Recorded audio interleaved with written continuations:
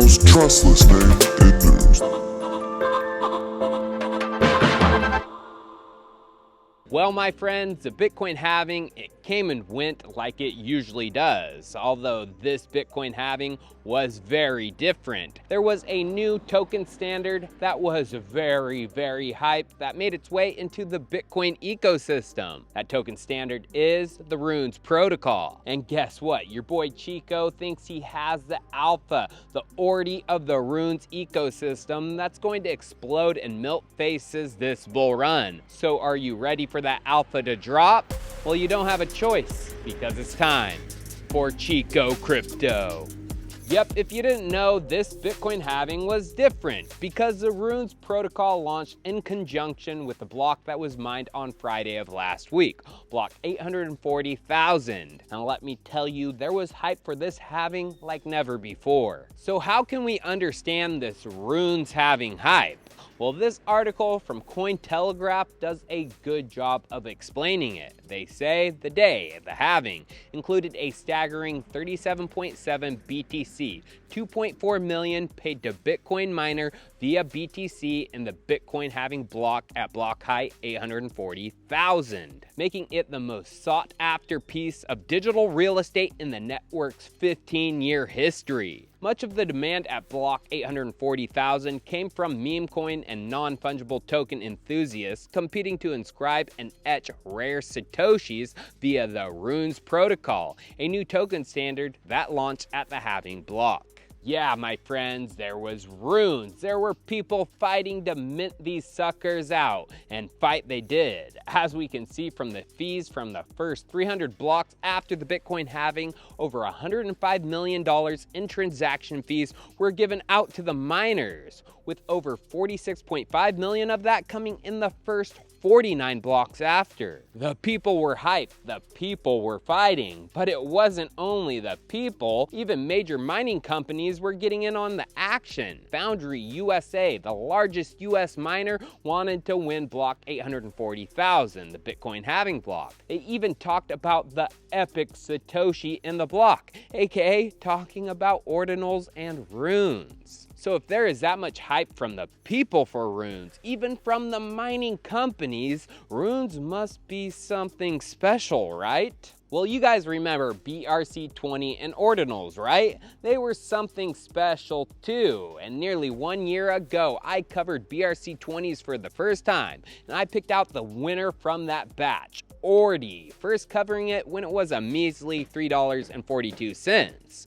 Well, today, ORDI is in the top 100 coins on CoinGecko, and it's over $50 today. So I'm attempting to do this once again. Pick out the ORDI of the RUNES, the one that is going to surge and melt faces out of the hundreds and maybe even thousands of RUNES that have already launched. So to answer the question, who's going to be the ORDI of RUNES, we first need to learn the difference between RUNES and BRC-20s. The first difference is in regards to their purpose. BRC-20 was the first token standard on Bitcoin to get major support, and its goal was for fungible tokens, aka tokens that are fully interchangeable. There is no difference between a BRC-20 held in that wallet versus a BRC-20 held in another wallet. Although it may be more accurate to call them semi-fungible, since they can only be exchanged in set increments, not one for one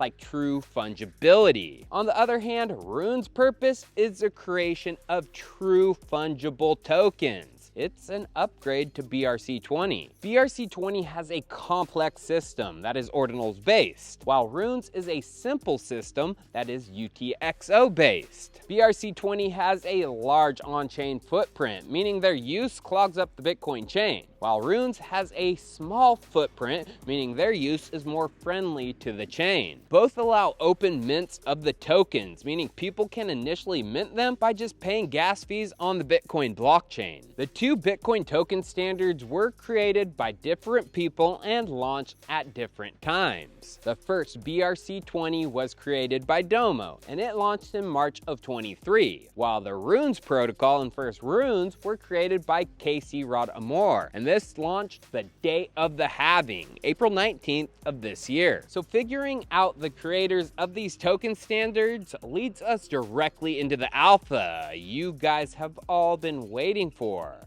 So why? Everyone thinks Domo is the creator of the technology that allowed BRC-20s to flourish, although that is not true. Yeah, they are the creator of the BRC-20 standard and launched the first one, but BRC-20s actually use Casey's technology, Ordinals. As we can see from this Crypto API's article, it says, unveiled in March of 23 by an anonymous developer identified as Domo, BRC-20 tokens emerged to meet the growing demand for tokenization on the Bitcoin platform. The essence of BRC-20 tokens revolve around ordinals, which imprint a unique serial number onto individual Satoshis, thus validating their ownership and preventing duplication. Yes, my friends, BRC-20s are ordinals based. They revolve around ordinals. Ordinals were not created by Domo, but created by Casey. This Medium article on the timeline of ordinals says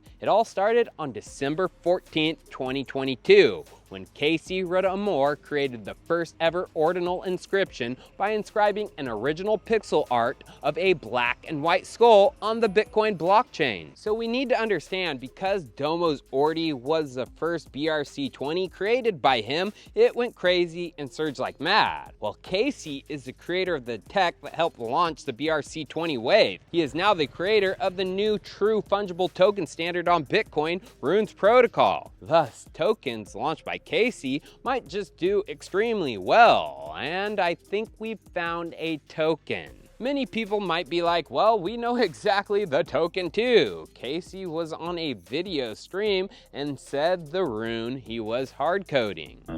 Will Casey hard code the initial 10 runes? No, Casey will only hard code the one first rune, and it's already in the code base and it's uncommon goods. So no 10 runes, no 10 runes. Yep, Casey hard coded a rune, aka he etched it, as creating a new rune is called etching. That was rune number 1, uncommon goods. So is that the token? Hell freaking no, you guys. Pay attention. Uncommon goods from Casey is an unlimited mint. Leonidas on X explains it well on the day of the Bitcoin halving. They said that day, the people spending millions of dollars minting uncommon goods right now will get absolutely wrecked. It's an unlimited supply token with an open mint for 4 years. Minting now is betting that the Bitcoin fees will never go below the 15-year all-time high that they are at right now. LOL. Now, because of what Casey said on that stream, people thought uncommon goods was the only rune he was going to launch. Although that stream was taken April 17th. On the day of the halving, April 19th, Casey tweeted this: might etch a rune tomorrow. Well, on that same day, April 19th, Casey gave a hint of what he might etch with this tweet about the TV show Shogun. He said, Blackthorn, Toranaga-sama, I must be allowed to return to my ship. That shit-sniveling papist is well on his way to Edo. When he informs Ishido of our plans, we'll be neck-deep in his soldiers. Mariko, my pussy in bio. You just gotta understand, this is how crypto goes. Well, on April 19th, a Kuma on X tried to decipher what Casey meant by this tweet. They said, I guess Casey will etch a rune called ANARCHO-CATBUS. Why did they guess this? Well, my pussy in bio. If you go to Casey's Twitter bio, the first thing it reads is a cat emoji with hard eyes and ANARCHO-CATBUS. Also, he tweeted this within the first month after he created Ordinals all the way back in January of 23. Casey said that ANARCHO-CATBUS may not take you where you want to go, but it will take you where you need to be.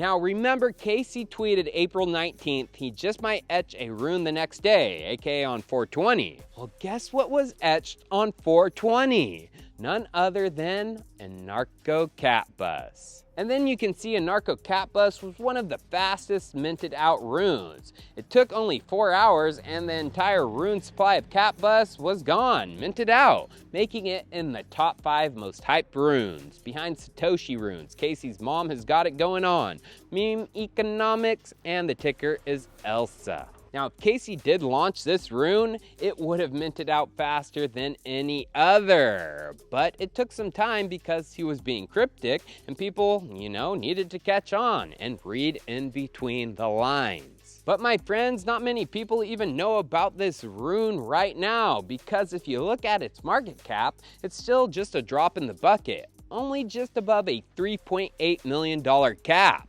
Yeah, that's an opportunity you can say might just be bigger than ORDI if Casey launched it. But of course, you guys, Casey could have not launched it. It could have been just someone following his tweets and then launching it themselves. You gotta do your own research. But from my research, this one looks like a winner in runes. Cheers. I'll see you next time.